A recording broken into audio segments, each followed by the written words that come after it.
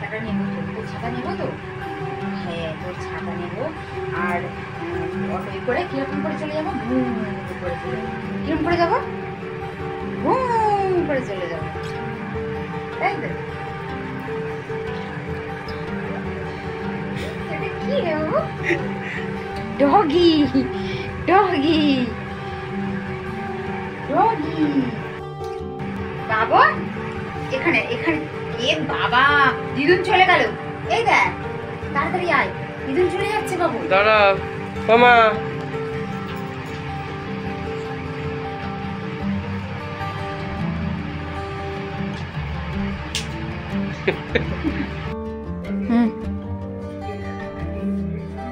বাবু নে এটা নে।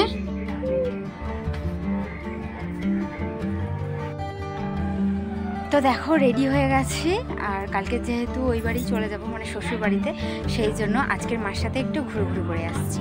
তো ওই বাড়িতে গেলে তো আর ঘোরার সুযোগ পাই না, তো সেই জন্যই আর কি। চলো আবার কবে ঘুরতে যাব না যাব।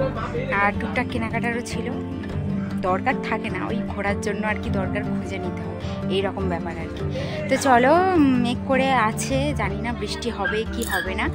তো জামা কাপড় বাইরেই আছে সব, বাবা ভাই বাড়িতে আছে, বৃষ্টি এলে তুলবে। তো দেখো রাস্তায় বেরিয়ে পড়েছি, আর সাহেব বাবু আমরা ছাতা নিয়েছি, ও ওর ছাতাটা আগে আগে বের করতে যাচ্ছে, সেই ছাতাটা আবার রাখতে গেছে।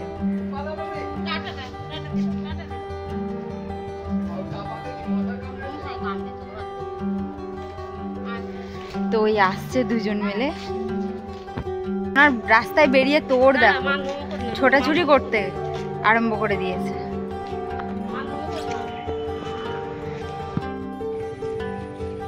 এসো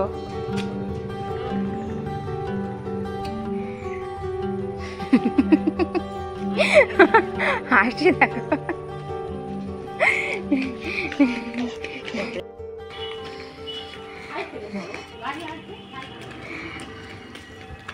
ছুটেছে দেখ হরিণ।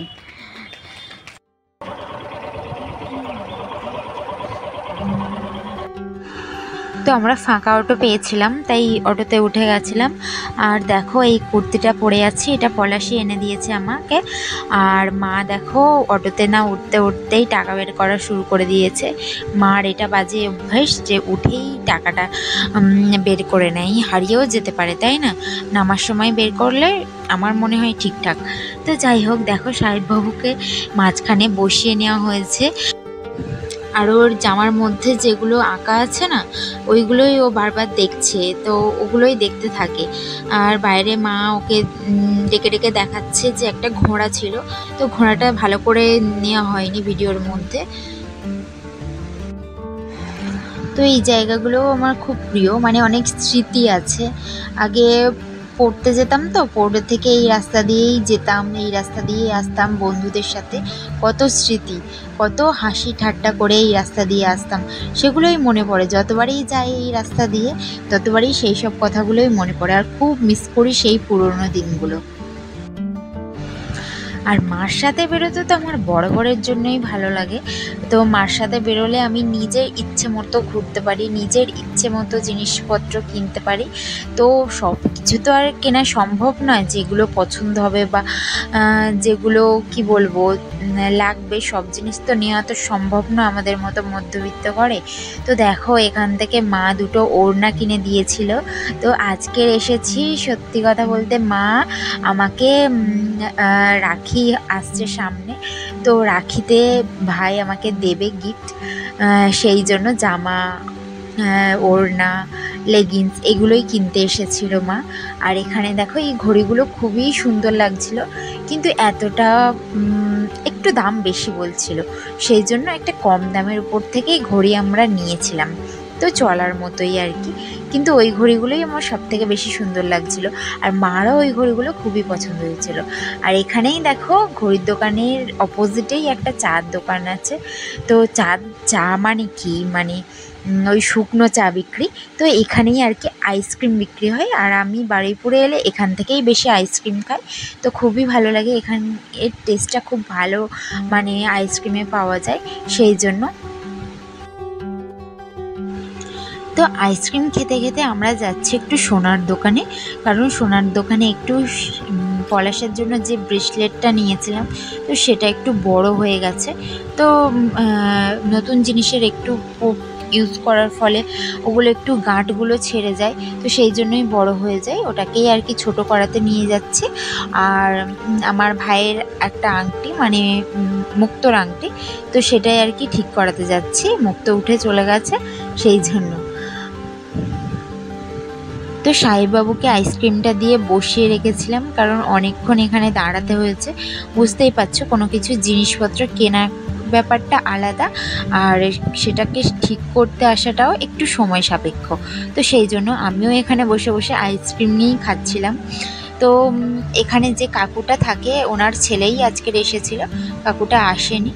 তো আমাদের জিনিসপত্র সব দরকার মেটানো হয়ে গেছে। তারপর দেখো সাহেববাবু চলে এসেছে ওর জন্য লিচি ড্রিঙ্ক কিনতে। তো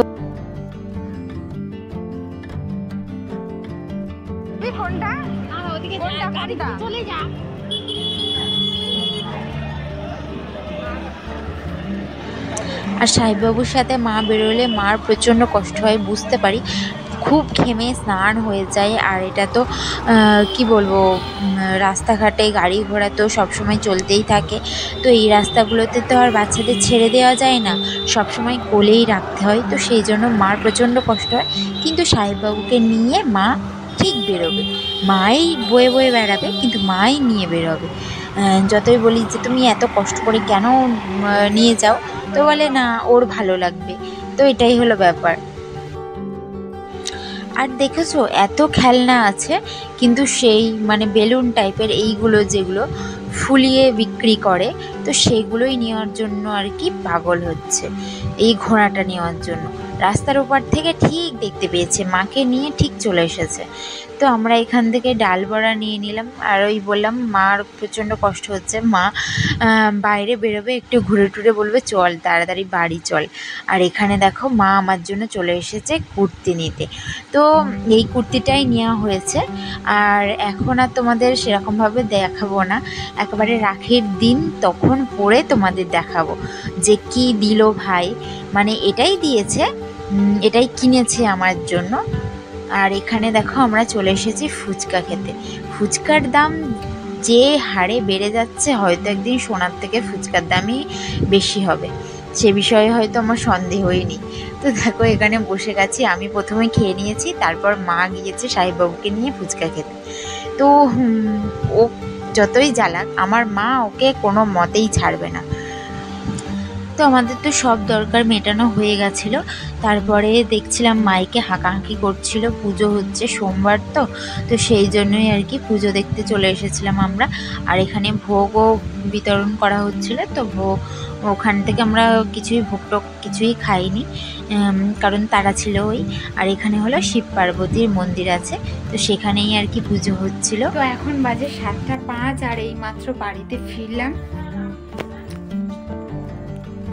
চলো চেঞ্জ করে নিই। আর বাইরে একটু বেরোলেই আমার পুরো চোখ মুখের হাল অবস্থা খারাপ হয়ে যায়, দিন কি রাত কি। তো চলো, আজকে আবার পলাশ আসবে, তাই আবার রাতে খাবার দাবার বানাতে হবে, তাই বলে নয়, রাতের খাবার তো বানাতেই হবে। তো চলো আগে চেঞ্জ করে নিই, তারপরে তোমাদের সাথে কথা হচ্ছে। চলো। তো যে ঘড়িটা কিনে আনা হয়েছিল সেই ঘড়িটাই আমি একেবারে সেট করে দিচ্ছি।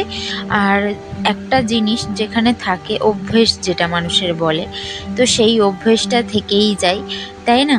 তো এই জায়গাটায় যে ঘড়ি নেই, ভুলেই গেছি, বারবার ওই দিকেই চোখ পড়ে, তো কাজ করতে করতে ওই যাই না ঘড়ির দিকে চোখ, তো সেই জন্যই তাড়াহুড়ো করে আর কি ঘড়িটা সেট করে দিলাম, যাতে আর কোনো না সমস্যা হয়। আর তারপরেই দেখো চুল বাঁধতে চলে এসেছে, আবার রাতের খাবারও বানাতে হবে, মাই ধরতে গেলে বানাবে, তবুও আমি মায়ের হাতে হাতে হেল্প করে দেব। তো চলো আজকে ভিডিওটা এখানেই শেষ করছি, দেখা হচ্ছে তোমাদের সাথে নেক্সট ভিডিওতে। তোমরা সবাই ভালো থেকো, সুস্থ থেকো।